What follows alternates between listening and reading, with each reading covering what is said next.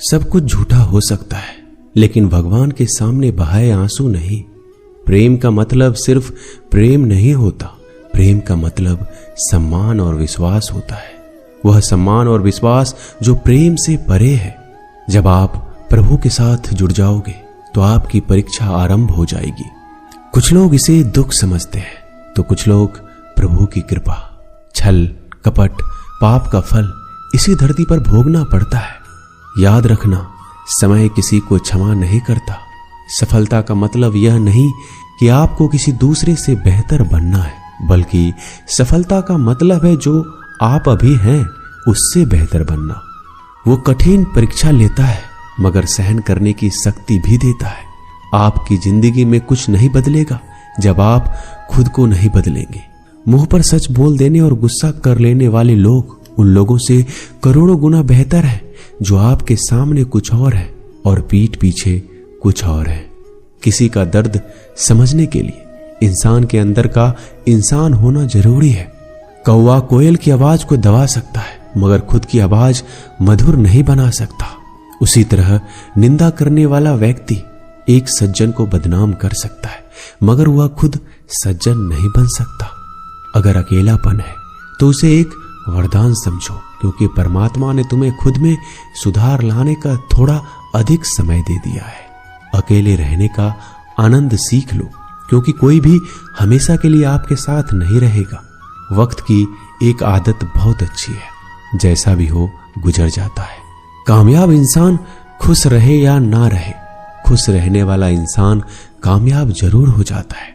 किसी का साथ होना ही सबसे ज्यादा कीमती हो जाए, वह रिश्ता जिंदगी का सबसे बड़ा हासिल होता है। जब सुखी हो तो भगवान को मत भूलना और जब दुखी हो तो भगवान पर विश्वास रखना। उन्हें छोड़ देना उचित है जो आपके होने का मूल्य नहीं जानते हो। यदि जगत में प्रत्येक कार्य मनुष्य द्वारा संभव होता तो मेरा अस्तित्व ही नहीं होता। जहां से तुम्हारे रत्नों का अंत होता है वहीं से मेरा अर्थात ईश्वर का कार्य प्रारंभ होता है। बच्चा क्या खाएगा, क्या पिएगा, क्या पहनेगा, इसका ध्यान बच्चा नहीं उसकी मां रखती है। हमें क्या देना है, क्या नहीं देना है, स्वयं भगवान देखते हैं। झूठ और दिखावे की रफ्तार कितनी भी तेज हो, पर मंजिल तक केवल सच ही पहुंचता है। लोग रंग बदलते हैं, मुरली वाला वक्त बदल देता है। मन एक सुंदर सेवक और खतरनाक स्वामी है।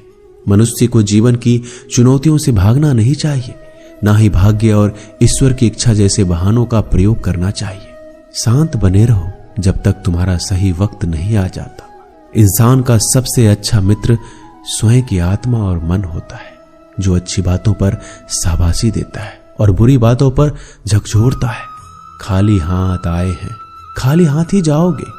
आज जो तुम्हारा है कल किसी और का होगा, इसलिए तू जो कुछ भी करता है उसे भगवान को अर्पण करता चल।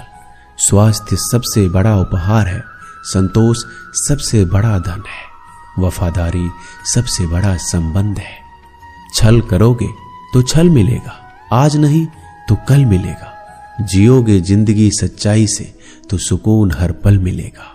उपवास हमेशा अन्न का ही क्यों, लोभ, लालच, घृणा, चुगली, क्रोध और गंदे विचारों का भी होना चाहिए। मन का संकल्प और शरीर का पराक्रम यदि किसी काम में पूरी तरह लगा दिया जाए तो सफलता अवश्य मिलती है।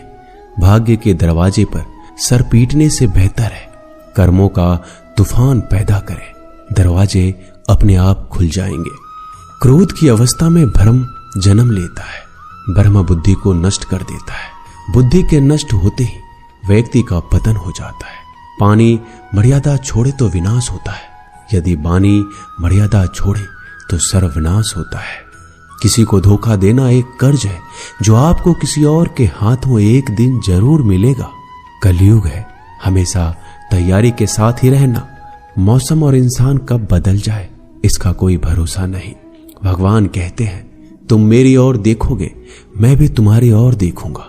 तुम जिस भाव से मुझे याद करोगे उसी भाव से मैं तुम्हारे पास आऊंगा। बदला लेने के लिए मत सोचो, आराम से बैठो। जिन लोगों ने आपके साथ बुरा किया है अंत में उनके साथ भी बुरा ही होगा। इस दुनिया में जुनून जैसा कोई आंख नहीं है, मूर्खता जैसा कोई जाल नहीं है, नफरत जैसा कोई दरिंदा नहीं है और लालच जैसी कोई धार नहीं है। प्रसन्नता का कोई मार्ग नहीं है, बल्कि प्रसन्नता ही एक मार्ग है। अगर आप सही दिशा में हैं तो चिंता मत कीजिए, बल्कि उस दिशा में चलते रहिए। ऐसा करने से अवश्य ही आप अपने लक्ष्य को प्राप्त कर लेंगे। इस पूरी दुनिया में सबसे ज्यादा कीमती है समय, इसलिए बर्बाद ना करें, नहीं तो अंत में आपको पछतावे के अलावा कुछ नहीं मिलेगा। जिंदगी में अपनी तुलना किसी से मत करो। जैसे चांद और सूरज की तुलना नहीं की जा सकती, क्योंकि दोनों ही अपने वक्त पर चमकते हैं।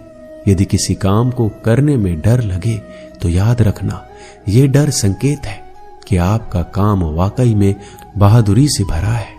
ख्वाब जिनके ऊंचे और मस्त होते हैं, इम्तिहान भी उनके जबरदस्त होते हैं, हौसले भी उनके कई बार पस्त होते हैं, लेकिन जुनून में वह मदमस्त होते हैं।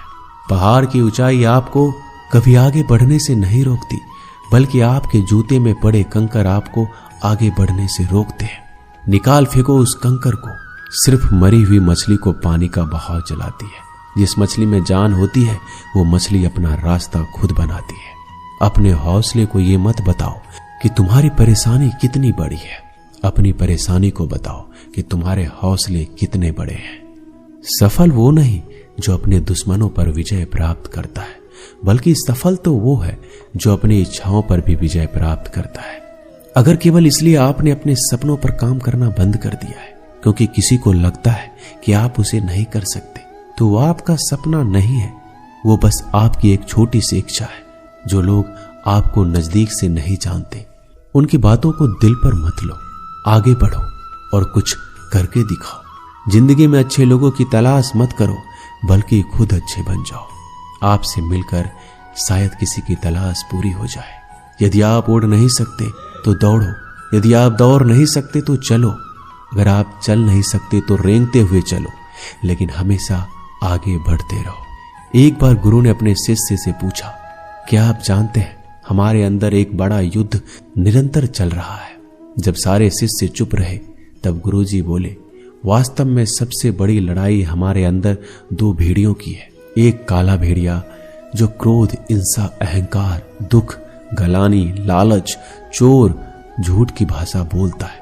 दूसरा सफेद भेड़िया जो आनंद, प्रेम, दया, विचार और सद्भावना की भाषा बोलता है।